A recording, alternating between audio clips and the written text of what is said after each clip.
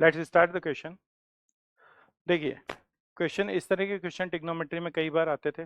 ठीक है, ये जनरल सॉल्यूशन पे ही क्वेश्चन। ठीक है,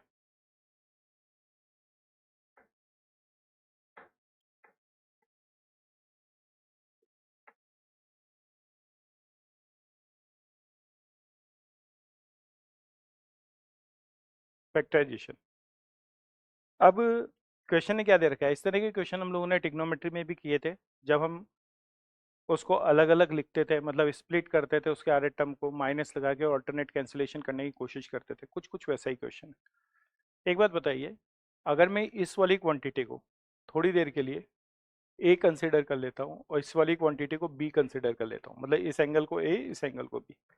ओके, आप सब लोगों को पता चल रहा है कि b माइनस ए की वैल्यू किसके इक्वल होगी। b माइनस ए अपने पास पाई/4 का डिफरेंस आ रहा है, इस वाले एंगल में से इसको माइनस करेंगे तो पाई/4 का डिफरेंस आ रहा है। तो आप सब लोगों को पता है कि b माइनस ए की जो वैल्यूज है वो पाई/4 के इक्वल है। ठीक है, अगर मैं देखूंगा तो दोनों फंक्शन किसके होंगे, साइन फंक्शन होंगे, साइन फंक्शन होंगे। ठीक है, तो क्या मैं इसको, ठीक है, क्योंकि दोनों नीचे साइन फंक्शन आ रहे हैं तो मैं साइन पाई/4 से मल्टीप्लाई और डिवाइड कर देता हूँ, जिससे एक टर्म कटेगा और एक टर्म रिमेनिंग रहेगा। तो मैंने थोड़ा सा कैलकुलेशन को इजी करने के लिए क्या लिखा, आप ध्यान से देखिएगा। इसको मैंने लिखा 1/sin π/4।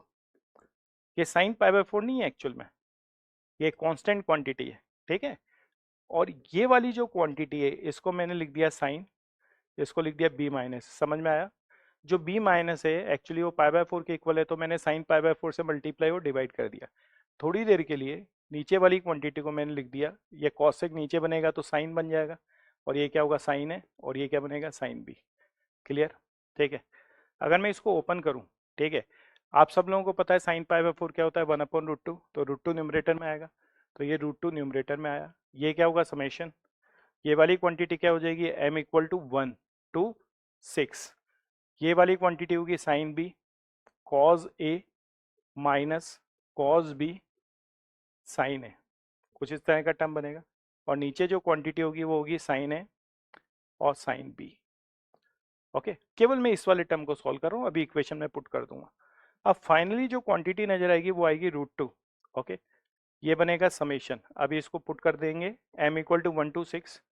ठीक है, जब मैं इसको डिवाइड करूंगा तो ये साइन बी कैंसिलेशन होगा, तो ये किस में कन्वर्ट होगा, कॉट ए, और ये वाली क्वांटिटी किस में कन्वर्ट होगी, कॉट बी। और ये जो क्वांटिटी है किसके इक्वल है, 4√2। भैया √2 तो हट गया। अब इसको अच्छी तरह से लिखा जाए तो ये बनेगा m equal to 1 to 6। Okay, ये बनेगा कॉट। एंगल देखिए, पहला वाला जो एंगल है ए, मैंने जो कंसिडर किया था वो था थीटा प्लस m-1 पाई/4 माइनस, ये बना कॉट थीटा प्लस m पाई/4, ऐसा है। और ये वाली क्वांटिटी किसके इक्वल है, 4 के। अब आप लोगों को पता है कि जब मैं इसमें m equal to 1, m equal to 2, m equal to 3 put up करूंगा तो ऑल्टरनेट कैंसिलेशन होते जाएंगे, है ना, आप सब लोगों को पता है। तो इसका मतलब जो दो टर्म बचेंगे, एक टर्म स्टार्टिंग से और एक टर्म एंडिंग से, स्टार्टिंग वाला प्लस वाला और एंडिंग वाला माइनस वाला, सबसे छोटा टर्म फर्स्ट से, तो m इक्वल टू 1 पुटअप करने पर ये वाला टर्म बचेगा और ये वाला टर्म बचेगा आपका कॉट थीटा। फिर सारे कैंसिलेशन होते जाएंगे और लास्ट वाला टर्म 6 पर सेकेंड वाला बचेगा, तो ये क्या बनेगा, माइनस का कॉट। ठीक है, अगर मैं 6 पुटअप करूंगा तो ये वाली जो क्वांटिटी, ये वाली क्वांटिटी हो गई theta plus 6 pi. Okay, equal to 4, ऐसा कुछ टर्म बच गया। मुझे पता है ये वाली क्वांटिटी 3 पाई/2 आएगी, कैंसिलेशन करेंगे, और cot 3 pi plus theta, fourth quadrant, trigonometric function change होगा तो प्लस का टेन थीटा डेवलप होगा। तो फाइनली ये वाली जो क्वांटिटी है ये डेवलप हो गई हम लोगों के पास कॉट थीटा, इसको लिख दें plus tan theta equal to 4, है ना, कुछ इस तरह की इक्वेशन डेवलप हो गई। तो इक्वेशन फाइनली हम लोगों के पास आ गई है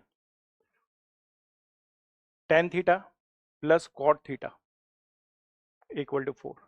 इस कॉट थीटा को 1/10 थीटा लिखा जा सकता है, और लिखते ही ये वाली क्वांटिटी हो जाएगी tan square theta minus 4 tan theta plus 1 equal to 0।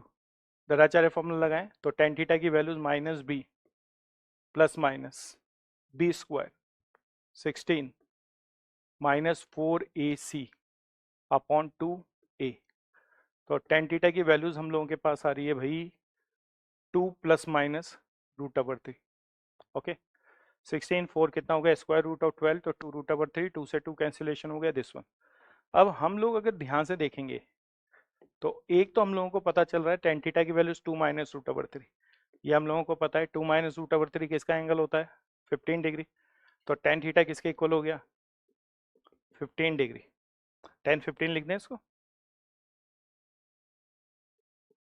10 15 degree. और 15 डिग्री अब सब लोगों को पता है कितना होगा, π/12। तो एक तो थीटा हम लोगों के पास आ गया π/12। और भी पॉसिबिलिटी बन सकती है, थीटा के लिए अगर रेंज दे रखी है तो आप देख लो, थीटा 0 to π/2 दे रखा है, मतलब एक्यूट एंगल है, तो एक ही आंसर आ रहा है। तो एक तो π/12 आ गया। अब सेकंड वाली पॉसिबिलिटी चेकआउट करते हैं। अब मेरे पास टेन थीटा की वैल्यूज हो गई 2 + √3। और सब लोगों को पता है ये किसकी वैल्यूज होती है, ये वैल्यूज होती है cot 15। इसका मतलब हम लोग इसको लिख सकते हैं टेन थीट, और इसको लिख सकते हैं 1075। और 75 मतलब 10